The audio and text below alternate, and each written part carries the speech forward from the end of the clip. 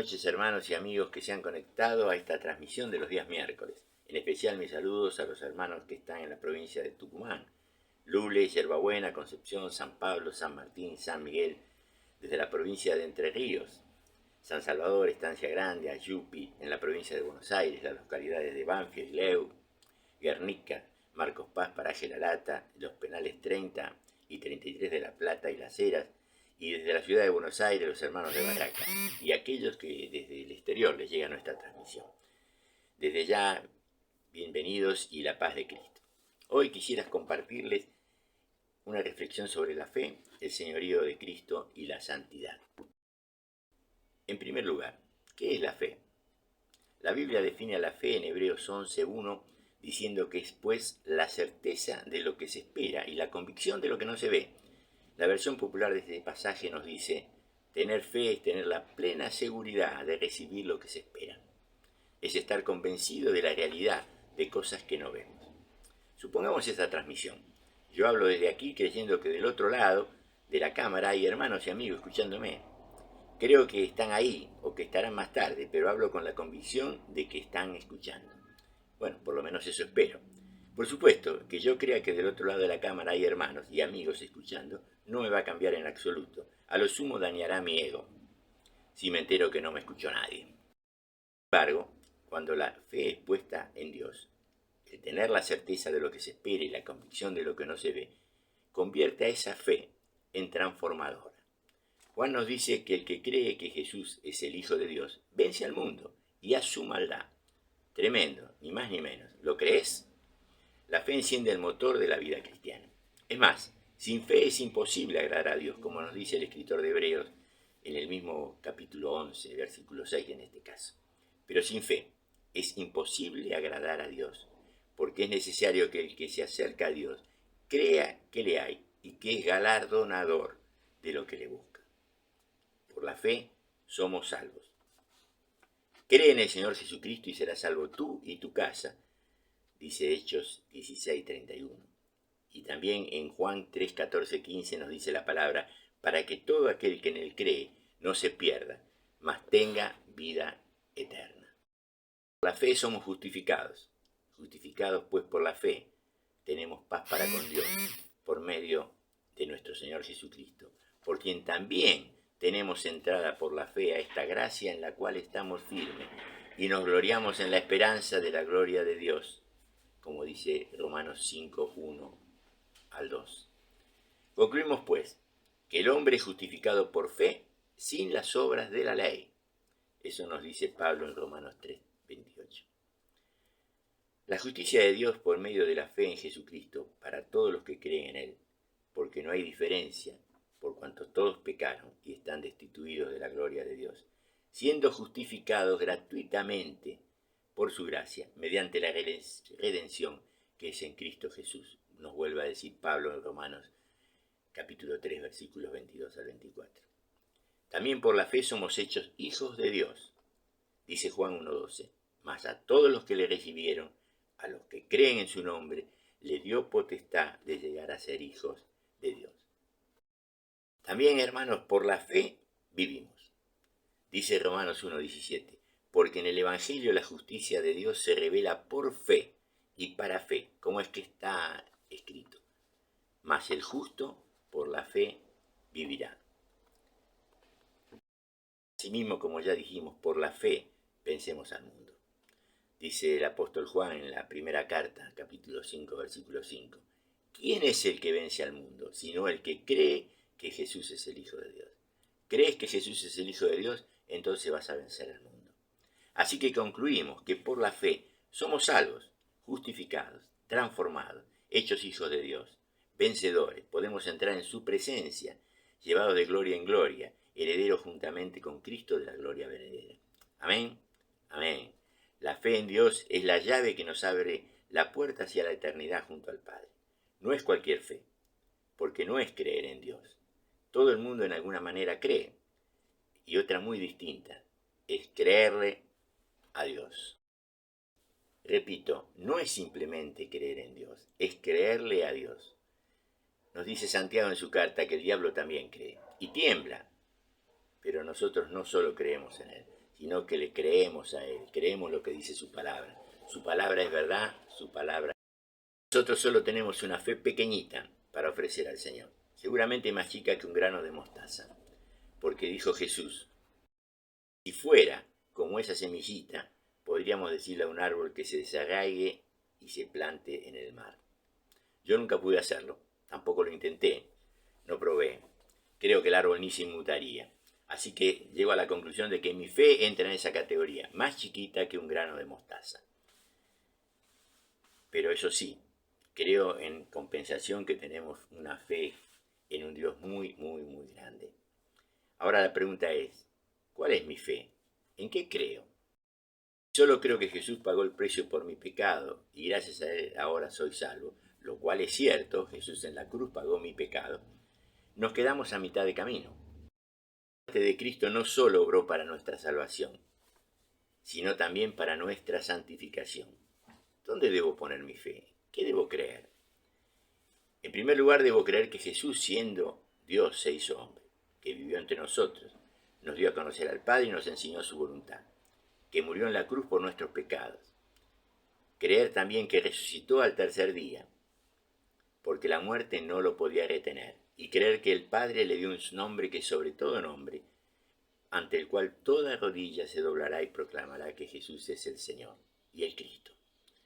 Dice Filipenses 2:5 al 11, y toda lengua confiese que Jesucristo es el Señor, para gloria de Dios Padre.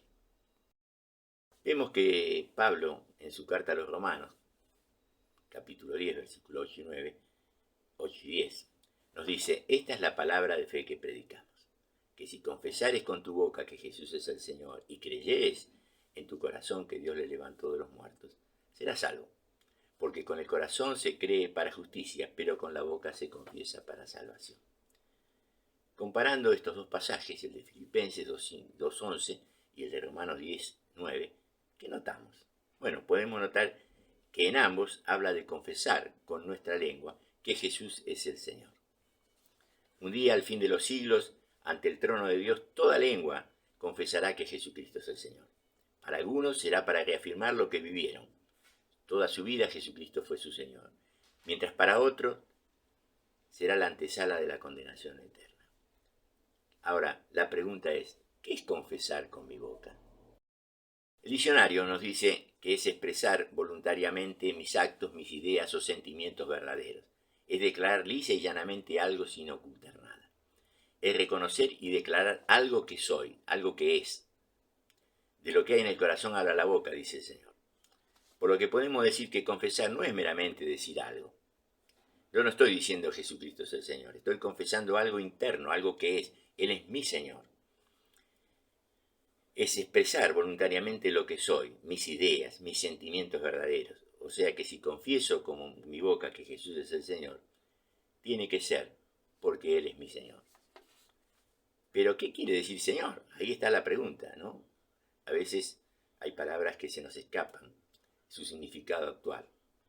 En el tiempo de Jesús, la palabra que usaba el esclavo para llamar a su amo, a su dueño, a su jefe, era Kyrios. Una palabra mucho más amplia que el Señor hoy en día. Kyrios era una palabra griega, ya que en la época del Nuevo Testamento se escribió el Nuevo Testamento. El idioma internacional, como es hoy el inglés, era el griego. Por eso los evangelios fueron escritos en ese idioma, no llegaron en ese idioma. Y por eso cuando habla de Señor dice Kyrios. Ahora esa palabra Kyrios aparece en nuestras Biblias traducida como Señor. Palabra que a la mayoría de la gente no le indica absolutamente nada, por lo que pierde muchísimo de su significado. Es común al dirigirse a una persona llamarla señor Luis, señor Pedro o simplemente señor, quedando relegado a una simple expresión de cortesía, sin mayores connotaciones. Pero en el tiempo de Jesús no era así. Llamar Kyrios a una persona significaba reconocerla como su jefe, su dueño, su amo, su soberano, su máxima autoridad. El que tenía esclavos era un Kyrios. Por otro lado, en Roma, el imperio romano, que era el dominante en esa época, el César era el Kyrios. Él era el dueño absoluto, el amo, el soberano, la máxima autoridad sobre todo el imperio romano. hacía y deshacía sin tener que dar explicaciones a nadie. En ese contexto aparece otro Señor, otro Kyrios, Jesucristo. Dios dice que Él es el Kyrios sobre todo Kyrios, Él es el Señor sobre todos los señores. Ahora leamos entero el pasaje este de Filipenses 2, 5 al 11. Dice, pues en vosotros este sentir que hubo también en Cristo Jesús, siendo en forma de Dios, no estimó el ser igual a Dios como cosa real a que aferrarse, sino que se despojó a sí mismo, tomando la forma de siervo hecho semejante a los hombres, y estando en la condición de hombre, se humilló a sí mismo, haciéndose obediente hasta la muerte, y muerte de cruz. Por lo cual Dios también le exaltó hasta lo sumo, y le dio un nombre que es sobre todo nombre, para que en el nombre de Jesús se doble toda rodilla, de los que están en los cielos, y en la tierra, y debajo de la tierra, y toda lengua confiese que Jesucristo es el Señor, para gloria de Dios Padre. Podemos decir este pasaje. Lo más importante que notamos es que Dios le hace Kyrios, sobre todo Kyrios, le hace Señor, sobre todo Señor, lo hace máximo autoridad. Y lo segundo que vemos es que si anhelamos la gloria eterna, primero debemos despojarnos de nosotros mismos, ser siervos, tomar la cruz y ser obedientes hasta la muerte, como lo hizo Jesús. Tener el mismo sentir que tuvo Jesús.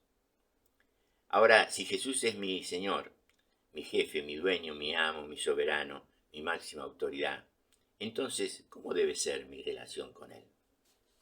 Algunos dicen, Jesús es mi amigo. Y es cierto, lo dice la palabra en Juan 15, 14. Vosotros sois mis amigos. Pero agregó una condición. Si hacéis lo que yo os mando. ¿Saben por qué? Porque eres el Kyrios, eres el Señor. Jesús puso solo dos condiciones para los que lo querían seguir. Negarse a sí mismo y tomar la cruz. Esto lo podemos leer en Romanos 8, 34, 35. Es bueno leerlo, este pasaje, porque son las condiciones que pone Jesús para seguirlo. Ahora, negarse a sí mismo y tomar la cruz. ¿Qué es negarse a sí mismo? ¿Qué es negarse? ¿Quiere decir que a mí me gusta algo y como me gusta yo me niego a mí mismo y no lo hago? No, para nada. Negarse a sí mismo es que cuando los intereses de Dios y mis intereses se enfrentan, yo elijo los intereses de Dios. Me niego a mí mismo. Dios dice algo, yo creo otra cosa, bueno, entonces priorizo lo que Dios dice. Me niego a mí y acepto la voluntad de Dios. Eso es negarse a sí mismo, así de simple. Repito, cuando los intereses de Dios y mis intereses se enfrentan, se contraponen, elijo los intereses de Dios. Ahora, también dice tomar la cruz. Yo creo que si no me niego a mí mismo no puedo tomar la cruz. Por eso Dios lo puso en la palabra en ese orden. Ahora, para algunos la cruz, ¿qué? Algunos dicen que la cruz es aquella circunstancia que le tocó en la vida. Hemos escuchado, tengo una cruz con mi trabajo, con una enfermedad, con mi esposa, con mi marido, con mi suegra. No, pero esa no es la cruz de que habla Jesús. Esas son circunstancias malas que por ahí nos han tocado vivir, algunas quizás debidas a nuestras propias hechos que hicimos, pero esa no es la cruz que habla Jesús. Jesús habla de otra cosa. Para entender la cruz de que habla Jesús, tenemos que ponernos en el contexto que cuando Jesús lo dijo. En esa época los judíos al escuchar de decir llevar la cruz, entendían claramente lo que el Señor quería decir. ¿Por qué? Cuando los judíos veían a alguien cargando la cruz por los caminos de Jerusalén, sabían que esa persona iba a morir. Era así, veían a alguien con la cruz al hombro y sabían que estaba dirigiéndose a ser crucificado. Así que los judíos entendieron claramente lo que Jesús quería decir. Para el cristiano la cruz significa estar dispuesto a morir a su propia voluntad, priorizando la voluntad de Dios. ¿Se entiende? A morir a su propia voluntad, priorizando la voluntad de Dios. Y aún si es el caso, a estar dispuesto a dejar la vida también por el Señor. Si reconozco a Jesús como mi Señor, entonces ya no puedo vivir como quiero, porque Él es mi Señor. Tengo que vivir como el Señor quiere. Pero cuando reconozco a Jesús como mi Señor y quiero empezar a obedecerle, me encuentro con un grave problema. Parafraseando a San Pablo, lo malo que no quiero hacer, eso hago, lo bueno que quiero hacer, eso no puedo hacer. Por un lado, el Señor me dice, seguí la paz con todo y la santidad sin la cual nadie verá al Señor. Eso lo dice en Hebreos 12:14. Y también dice que la fe sin obras es muerta, como nos dice Santiago. Por otro lado, encuentro una ley en mí que me impide hacerlo. Podemos decir, reitero como San Pablo, quiero hacer lo bueno, pero me encuentro con que el mal está en mí. Quiero agradar a Dios, pero veo otra ley en mis miembros, que se revela y que me lleva cautivo a la ley del pecado que está en mis miembros. Y nos lleva a exclamar con San Pablo, miserable de mí, ¿quién me librará de este cuerpo de muerte? Ahora la pregunta es, ¿me conformo con esto? ¿Acepto el fracaso de no poder vivir en santidad?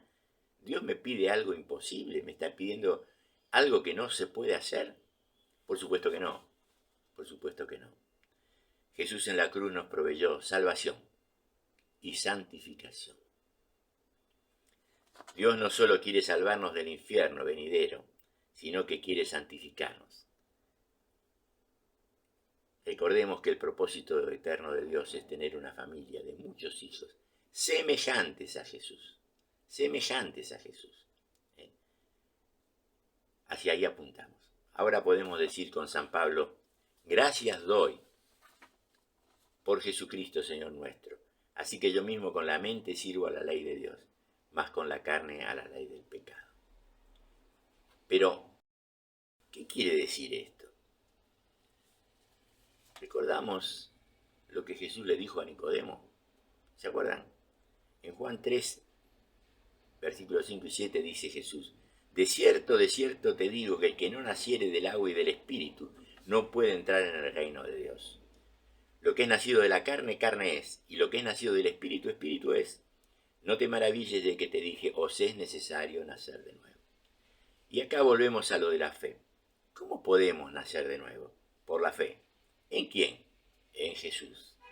¿Qué sucede al nacer de nuevo? Todos, como decía, absolutamente todos nacemos en la carne. ¿Qué es la carne? Soy yo, sos vos, es cada uno de nosotros tal cual nacimos. Es nuestro viejo hombre, la naturaleza humana. No importa si tengo un día o 100 años. Leamos Romanos 8, 1 al 9, con detenimiento. Dice así, ahora pues ninguna condenación hay para los que están en Cristo Jesús, los que no andan conforme a la carne, sino conforme al Espíritu. Porque la ley del Espíritu de vida en Cristo Jesús me ha librado de la ley del pecado y de la muerte. Porque lo que era imposible para la ley por cuanto era débil por la carne, Dios, enviando a su Hijo en semejanza de carne de pecado, y a causa del pecado, condenó al pecado en la carne, para que la justicia de la ley se cumpliese en nosotros, que no andamos conforme a la carne, sino conforme al Espíritu. Porque los que son de la carne piensan en las cosas de la carne, pero los que son del Espíritu en las cosas del Espíritu. Porque el ocuparse de la carne es muerte, pero el ocuparse del Espíritu es vida y paz, por cuanto los designios de la carne son enemistad contra Dios, porque no se sujetan a la ley de Dios, ni tampoco pueden. Y los que viven según la carne no pueden agradar a Dios, mas vosotros no vivís según la carne, sino según el Espíritu, si es que el Espíritu de Dios mora en vosotros. Y si alguno no tiene el Espíritu de Dios, no es de él. Esa carne, viejo hombre, naturaleza humana, no puede agradar a Dios. Dice Pablo que no solo no se sujeta a la ley de Dios, sino que tampoco puede. Nos dice Pablo que no hay ninguna condenación para los que no andan conforme a la carne, sino conforme al Espíritu. Es más, dice que el Espíritu es el que me libra del pecado y de la muerte. ¿Se entiende? Antes de conocer a Cristo vivía en la carne, en el viejo hombre. No podía agradar a Dios. Después de nacer de nuevo, por la fe en Jesús, encuentro en mí ahora dos naturalezas. Por un lado el viejo hombre, la carne, y por otro lado la nueva criatura de naturaleza espiritual. ¿Creemos esto? El Señor no espera que nuestro viejo hombre produzca buenas obras. Es más, todas nuestras buenas obras, hechas en nuestra propia fuerza, son, como dice Isaías, como trapo de inmundicia. No. El viejo hombre no puede ni quiere hacer la voluntad de Dios. La carne debe ser crucificada. Yo tengo fe que Jesús murió por mí en la cruz, pero también por la fe creo que, como dice 2 Corintios 5:17, si alguno está en Cristo, nueva criatura es, las cosas viejas pasaron, he aquí todas son hechas nuevas. También por la fe creo, como dice Colosenses 1:27, que es Cristo en nosotros la esperanza de gloria. Y por la fe creo que Él transforma mi vida, como dice Filipenses 2:13, porque Dios es el que en vosotros produce así el querer como el hacer por su buena voluntad. Reitero el pasaje de Romanos. Ahora pues ninguna condenación hay para los que están en Cristo Jesús, los que no andan conforme a la carne, sino conforme al Espíritu. Por la fe creo que la ley del Espíritu de vida en Cristo Jesús me ha librado de la ley del pecado y de la muerte. Que lo que era imposible para la ley, por cuanto era débil por la carne, Dios enviando a su Hijo en semejanza de carne de pecado, y a causa del pecado, condenó al pecado en la carne, para que la justicia de la ley se cumpliese en nosotros, que no andamos conforme a la carne, sino conforme al Espíritu. Asimismo, por la fe creo que cuando pongo mi vida en manos del Señor, me niego a mí mismo, y tomo la cruz, entonces el Señor toma mi vida y comienza una buena obra, la cual perfeccionará, como dice Filipenses, perfeccionará hasta el día en que Él vuelva, no basándose en nuestra propia fuerza de voluntad u obras que hagamos, sino en las obras, sino en las obras que Él haga a través nuestro, si es que andamos en el Espíritu. Como dice Gálatas 2:20, con Cristo estoy juntamente crucificado, y ya no vivo yo, mas vive Cristo en mí, y lo que ahora vivo en la carne, lo vivo en la fe del Hijo de Dios, el cual me amó y se entregó a sí mismo por mí. Antes de conocer a Cristo, por más que me esforzara, no podía agradar a Dios. Ahora puedo hacer su voluntad, porque somos nuevas criaturas creadas según Dios. Ahora puedo no andar en la carne, ahora puedo andar en el Espíritu, porque Jesús nos libró y nos hizo nacer de nuevo. Ahora pues, hacer la voluntad de Dios, puedo obedecerle, porque Dios me hizo libre del poder del pecado, como lo dice Romanos 6:22-23. Mas ahora que habéis sido libertados del pecado, dice Pablo, y hechos siervos de Dios, tenéis por vuestro fruto la santificación y como fin la vida eterna. Porque la paga del pecado es muerte, mas el regalo de Dios, la dádiva de Dios, es vida eterna en Cristo Jesús, Señor nuestro. Nos dice Santiago en el capítulo 2, versículo 17 de su carta, así también la fe, si no tiene obras, es muerta en sí misma. Ahora, parece un contrasentido, ¿no? La salvación es por fe, no por obras. Acá Santiago dice, la fe sin obras es muerta. ¿Son las obras hechas en mi propia carne? ¿Qué quiere decir? No, las obras hechas en mi fuerza, repito, son como trapo de inmundicia. Estas obras de que habla son las obras que Él preparó, si andamos en el Espíritu para caminar en ellas. Dice Efesios 2:10, que somos hechura suya, creados en Cristo Jesús para buenas obras, las cuales Dios preparó de antemano para que anduviésemos en ellas. Esta es la fe que vence al mundo, hermanos. Por último, permítanme leerles Efesios 1:16-23. No como una lectura bíblica, sino como una oración al Señor.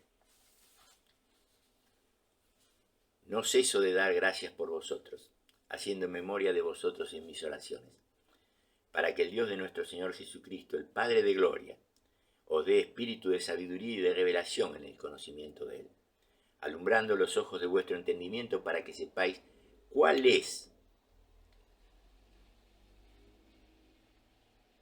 la esperanza Él os ha llamado. Y cuál es la riqueza de la gloria de su herencia en los santos, y cuál la supereminente grandeza de su poder para con nosotros los que creemos, según la operación del poder de su fuerza, la cual operó en Cristo, resucitándolo de los muertos y sentándole a su diestra en los lugares celestiales, sobre todo principado y autoridad y poder y señorío, y sobre todo nombre que se nombra, no solo en este siglo, sino también en el venidero, y sometió todas las cosas bajo sus pies, y lo dio por cabeza sobre todas las cosas a la iglesia, la cual es su cuerpo, la plenitud de aquel que todo lo llena en todo. Amén, hermanos.